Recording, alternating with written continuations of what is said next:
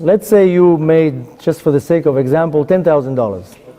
And you had to use your car to go to the business deals.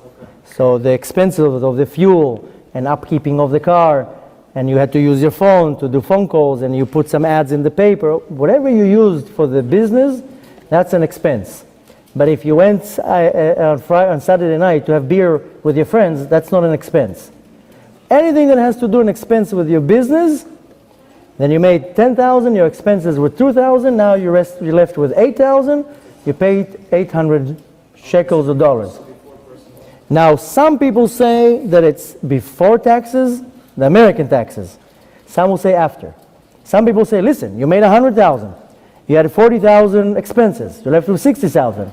Came the IRS and told you give me 20,000, so now you're left with 40,000. Some will say, no, you give Meiser from the 40,000.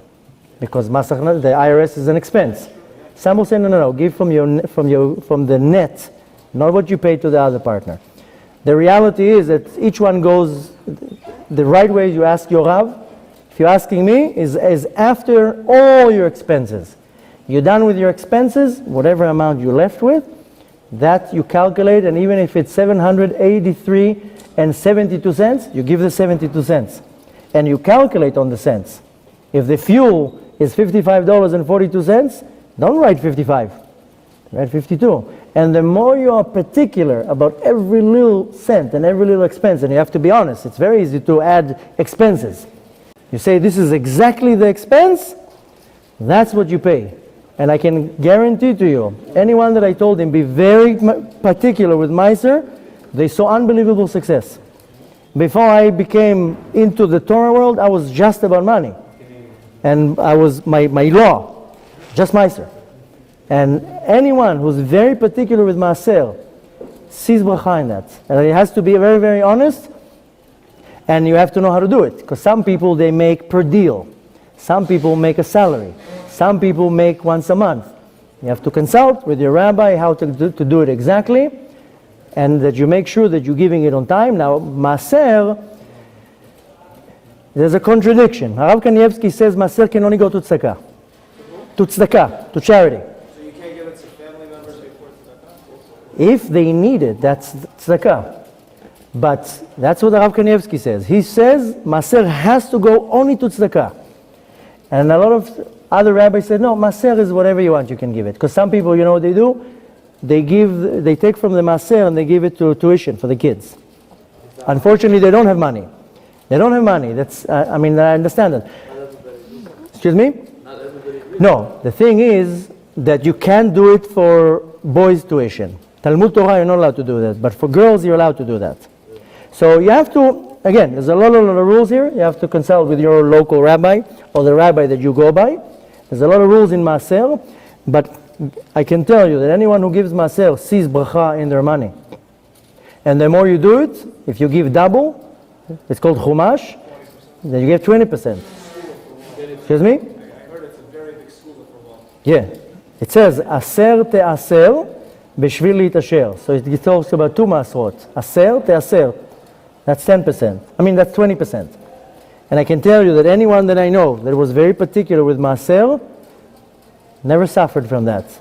Now, again, like I said before, you make 500 a week, it's very easy to give Maaser. When you make 20,000, suddenly the Maaser is like, oh, that's not so easy. But try it. This is the only mitzvah that the Kadosh Baruch Hu says, test me. The only mitzvah that we're allowed to test the Kadosh Baruch Hu. All the other mitzvot, we're not allowed to test the Kadosh Baruch Hu. So test the Kadosh Baruch Hu, I guarantee to you, you'll find success. The only thing I can warn you, that the Yetzer Hara always comes in the beginning to annoy.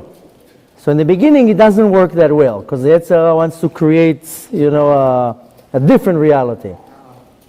Right? So you have to be strong in your decision, and it has to be done be'emunah. And I can tell you another secret, that the intention is very important. If you're giving the maaser because you want here the money, it's not the right way. But if you do, the intention is to, you're saying, HaKadosh Baruch Hu blessed me with a lot of money, all I'm going to do is give it out, and the intention is right. And you do it with all your heart. And the right way to do it is you give it without people knowing who you gave it to. It's called Matan Baseter. And you come to families, you don't give them out money and embarrass them. You put money under their door, or whatever it is. It doesn't matter if it's a family member or not. You actually want to give first, if a family member is in dire straits, you want to help them. But also do it quietly. You don't have to come and tell them, here, I'm supporting you, that chas v'shalom, they'll be embarrassed, and every time they look at you, they'll feel poor. Do it smart. Give it quietly here. Put an envelope under the door. But it is a very, very big remedy. But, most important, you can't have dirt here. You can't here desecrate Shabbat and lie and cheat and do all these things and here expect that the Maaser is going to be your... You know where we learned this Maaser is from Yaakov Avinu. Yaakov Avinu was a multi-millionaire. And why? Because he says, Kol asher titen li aser asenu lach. Everything that you're going to give me, I'm going to give Maaser to you.